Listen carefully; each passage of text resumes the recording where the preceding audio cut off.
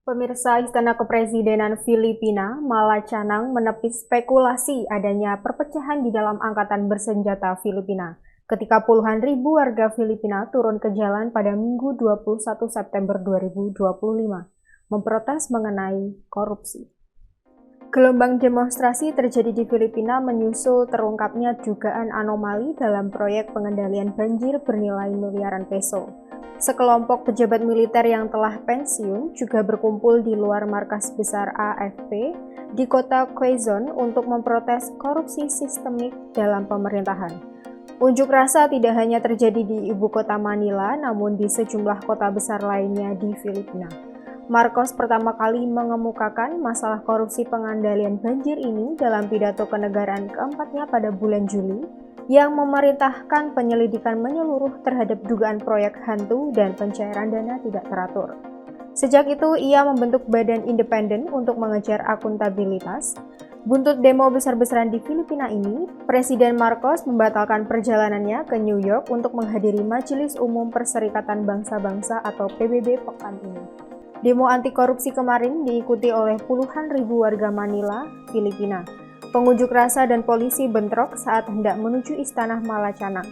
Demonstran sebagian besar berpakaian hitam dan topeng menyerbu jembatan Mendiola, lalu menerobos barisan polisi.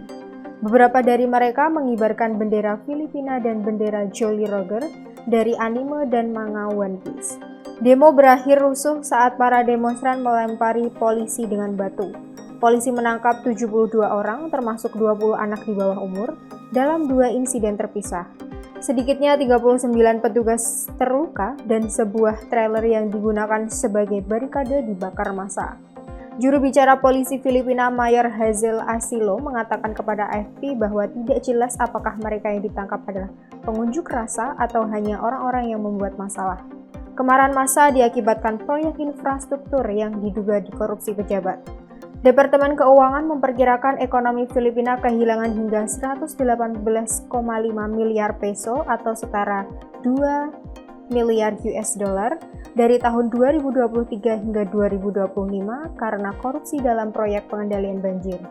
Greenpeace memperkirakan jumlah sebenarnya mendekati 18 miliar US dollar. Awal bulan ini, pemilik sebuah perusahaan konstruksi menuduh hampir 30 anggota DPR dan pejabat Departemen Pekerjaan Umum dan Jalan Raya menerima pembayaran tunai. Skandal tersebut telah memicu perubahan kepemimpinan di kedua majelis Kongres, dengan Ketua DPR Martin Romualdez, sepupu Marcos, mengajukan pengunduran dirinya pada awal minggu ini saat penyelidikan sedang berlangsung. Pada hari Minggu, sejumlah politisi termasuk di antara mereka yang mengambil bagian dalam protes EDSA, sebuah acara yang didukung oleh Gereja Katolik yang kuat menarik banyak keluarga.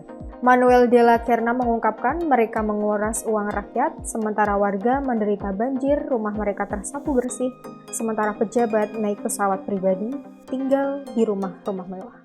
Download Tribun X sekarang, menghadirkan lokal menjadi Indonesia.